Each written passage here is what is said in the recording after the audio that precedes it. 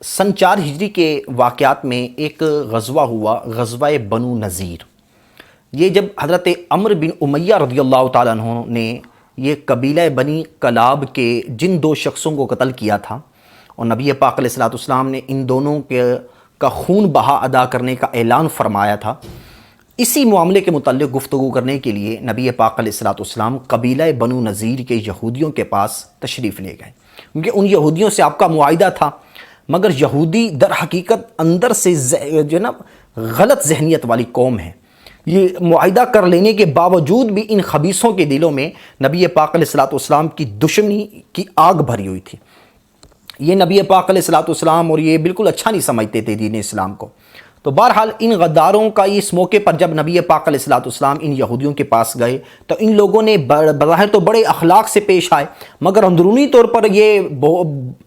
بڑی ہی خوفناک سازش اور یہ خطرناک اسکیم کا منصوبہ بنایا۔ نبی پاک علیہ الصلوۃ والسلام کے ساتھ آپ کے چند صحابہ حضرت ابوبکر، حضرت عمر، حضرت علی رضی اللہ تعالیٰ عنہم بھی تھے۔ یہودیوں نے ان سب حضرات کو ایک پلان کے مطابق ایک دیوار کے نیچے جو ہے بڑے احترام کے ساتھ بٹھایا اور آپس میں یہ مشورہ کیا کہ چھت سے ایک بہت بڑا وزنی پتھر ان حضرات پر گرا دیں گے تاکہ یہ لوگ دب کر ہلاک ہو جائیں گے۔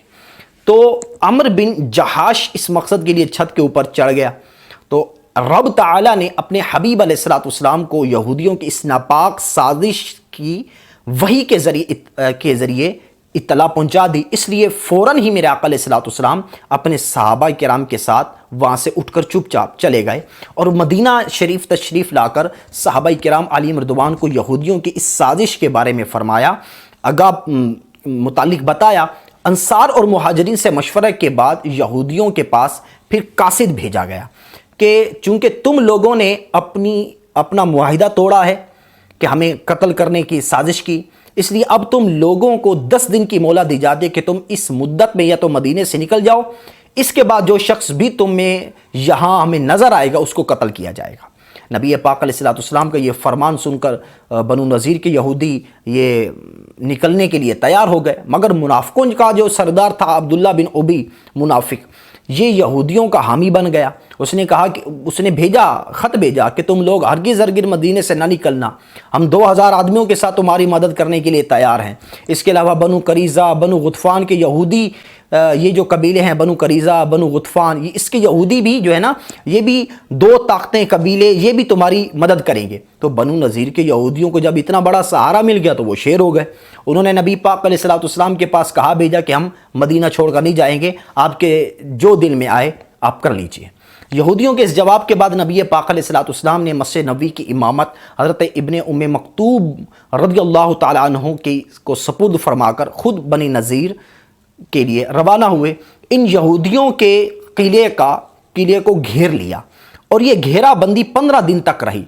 قلعے میں باہر سے ہر قسم کا سامانوں کا آنا جانا بند ہو گیا، یہودی بالکل ہی مجبور ہو کر رہ گئے۔ مگر اس موقع پر نہ تو منافقوں کا سردار عبداللہ بن ابی منافق یہودیوں کی مدد کے لیے آیا، نہ بنو قریظہ کے قبیلے والے آئے، نہ بنو غطفان کی کوئی مدد آئی۔ تو بہرحال نبی پاک علیہ الصلوۃ والسلام نے قلعے کے محاصرے کے گھیرا بندی کے ساتھ قلعے کے آس پاس کھجوروں کے کچھ درختوں کو بھی کٹوا دیا، کیونکہ ممکن تھا کہ درختوں کے جھنڈ میں یہودی چھپ کر اسلامی لشکر پر چھاپا مارتے اور جنگ میں مسلمانوں کو دشواری ہو سکتی تھی۔ تو ان درختوں کو کاٹنے کے بارے میں بھی مسلمانوں کے 2 گروہ ہو گئے۔ کچھ لوگوں کا خیال تھا کہ درخت نہ کاٹے جائیں کیونکہ جب فتح کے بعد یہ سب درخت مال غنیمت بن جائیں گے، مسلمان اس سے نفع اٹھائیں گے۔ کچھ لوگوں کا کہنا تھا کہ درختوں کے جھنڈ کو کاٹ کر صاف کر دینے سے یہودیوں کی کمین گاہوں کو برباد کرنا، ان کو نقصان پہنچا کر غیظ و غضب میں ڈالنا مقصود تھا، لہٰذا ان درختوں کو کاٹ دینا ہی بہتر ہے۔ اس موقع پر سورہ حشر کی آیت نازل ہوئی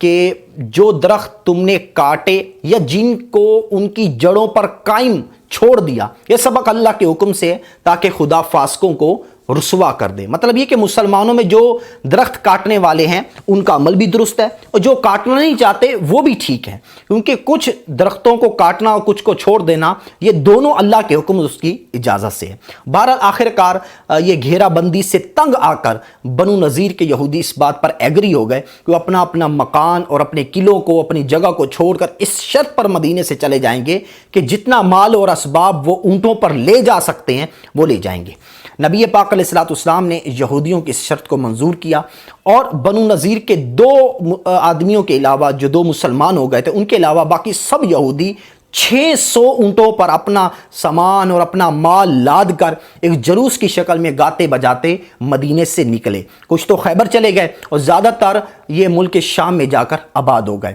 ان لوگوں کے چلے جانے کے بعد جو ہے ان کے گھروں کی مسلمانوں نے جب تلاشی کی تو 50 لوہے کی ٹوپیاں، 50 زریں، 340 تلواریں نکلی جو نبی پاک علیہ السلام اور مسلمانوں کے